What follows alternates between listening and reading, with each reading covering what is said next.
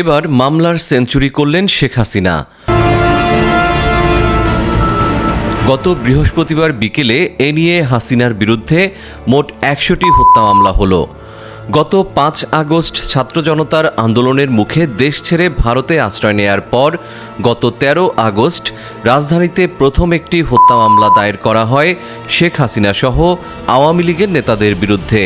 হাসিনার বিরুদ্ধে হওয়া হত্যা মামলাগুলোর মধ্যে ১৩ আগস্ট একটি, ১৪ আগস্ট একটি, ১৫ আগস্ট ৩টি, ১৬ আগস্ট ঢাকা ও বগুড়ায় পৃথক ২টি, ১৭ আগস্ট ঢাকা ও চট্টগ্রামে পৃথক ৩টি, ১৮ আগস্ট ঢাকাসহ দেশের বিভিন্ন জেলায় ৮টি, ১৯ আগস্ট ঢাকা ও চট্টগ্রামে ৪টি, ২০ আগস্ট ঢাকা, বগুড়া, জয়পুরহাট, রংপুর, ময়মনসিংহ, নারায়ণগঞ্জে ১০টি, ২১ আগস্ট ঢাকায় ৫টি সহ গাজীপুর, নারায়ণগঞ্জের রূপগঞ্জ ও ফতুল্লা, আশুলিয়া ও চট্টগ্রামে 10টি, ২২ আগস্ট ঢাকাসহ দেশের বিভিন্ন জায়গায় 10টি, ২৩ আগস্ট ঢাকাসহ সারা দেশে 14টি এবং ২৫ আগস্ট বিডিআর বিদ্রোহের ঘটনাসহ 2টি ছাড়াও রাজধানীতে আরও 10টি মামলা হয়।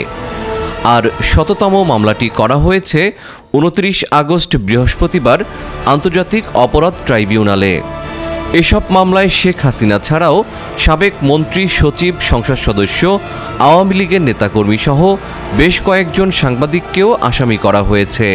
শেখ হাসিনার বিরুদ্ধে করা হত্যা মামলাগুলোর তথ্য বিশ্লেষণে দেখা যায়, গণহত্যার অভিযোগে ৮টি মামলা আন্তর্জাতিক অপরাধ ট্রাইব্যুনালের তদন্ত সংস্থায় জমা পড়েছে, আর ৯৪টি মামলা করা হয়েছে দেশের বিভিন্ন থানায়।